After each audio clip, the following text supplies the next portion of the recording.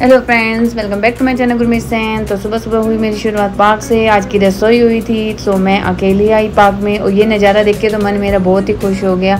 और यहाँ मुझे दिखा कड़ी पत्ते का पेड़।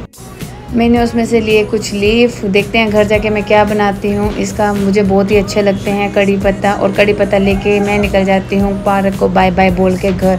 सबसे पहले जाके भयंकर सीढ़ियाँ चढ़ती हूँ, फिर घर आके थक जाती हूँ तो आके एक गिलास गर्म पानी पीने के बाद मैं अपना यहाँ पे कुछ नाश्ता तैयार कर लेती हूँ। और साथ में ही स्विगी से मैं दूध मंगवा लेती हूँ। थोड़ा बहुत यहाँ पे घर बिखरा होता है तो मैं उसको समेटती हूँ।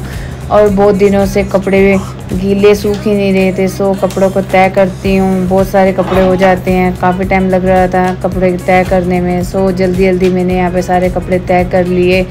और जब भी जैसे ही मैं देखती हूँ बाहर जाती हूँ तो किरत ने अपने आप को ही काटा हुआ था। ये आजकल अपने आप को ही बाइट करती रहती है। आज के लिए इतने ही, मिलते हैं कल, बाय बाय।